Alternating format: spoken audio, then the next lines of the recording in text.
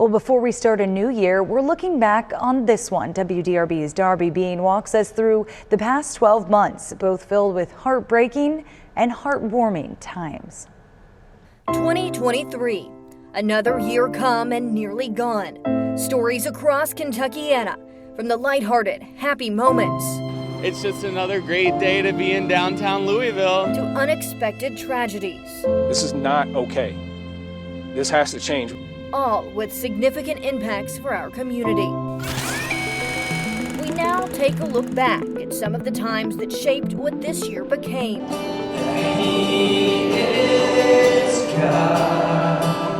It was faith in February that brought crowds together at Asbury University, drawing people to Kentucky from across the globe for a revival. This started as a 1-hour weekly revival behind me here at Asbury University. As you're about to see, it just keeps going and going and going. Tragedy struck Louisville in April in a mass shooting at Old National Bank downtown. 5 people were killed and others became survivors. I just got up and ran the opposite way, found the first place that I could hide.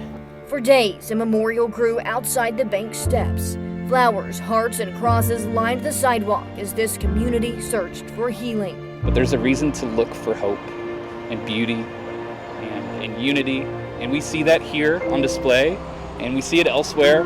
This November, Louisville Metro Police closed its investigation into the shooting. Leading up to Derby 149, horse deaths plagued Churchill Downs. And while the Run for the Roses went on as scheduled that first Saturday in May, the spring meet moved to Ellis Park. No matter the odds, every race is unpredictable. In the spring, several ended with an ambulance on the track. In all, 12 horses died from injuries at Churchill. Racing returned for the start of the September meet after those investigating did not find a clear pattern in the deaths. This place is insane. There were also moments that brought smiles and will soon bring travelers to the road. Buc-ee's announced its second Kentucky location. The gas station giant is being built in Smith's Grove, about an hour and a half south down I-65. Speaking of travel, several experienced firsthand the closures on the Sherman Bridge. It's a familiar story on a troubled bridge. Emergency repairs forced a shutdown over the summer, and there's still the ongoing renewal project, anticipated to give the bridge up to 30 more years of life. Leaders say most of the major work is expected to be completed by next summer. Also this year, a case now going through federal court.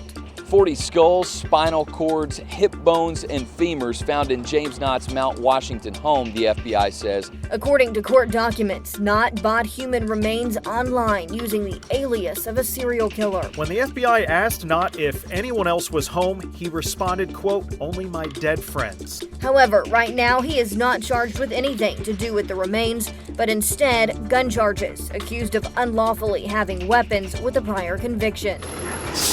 In August, Jefferson County Public Schools implemented its new plan for staggered start times across the district. Throughout the rest of the year, transportation struggles made headlines, with an ongoing bus driver shortage, call-outs, and delays. My oldest daughter went to school just fine this morning, and then come here and it's a disaster. Her 5-year-old from Bick, still on the bus. Can't get nobody on the phone. I couldn't get nobody on the phone from the school or the bus company. The school let out at 4:20.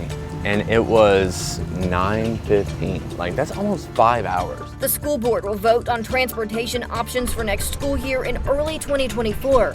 There's a possibility buses will be cut from magnet and traditional schools.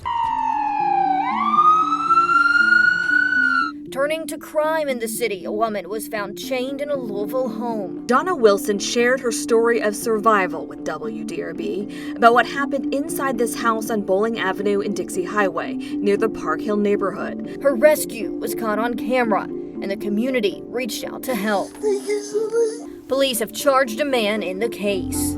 In Nelson County, after years of waiting for answers, authorities made an arrest this September connected to the case of missing Bardstown mom, Crystal Rogers. The 32-year-old pled not guilty to conspiracy to commit murder and complicity to tampering with evidence in the Crystal Rogers case, now classified as a murder.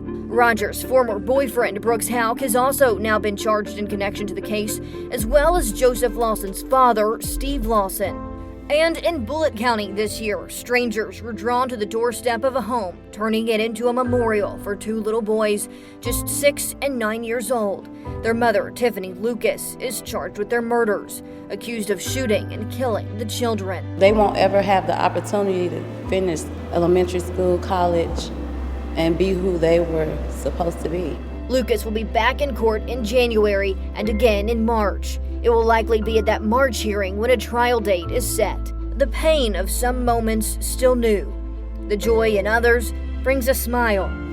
These are more than just one day or time. Instead, for some, these moments have changed lives forever. And now the calendar soon turns once again.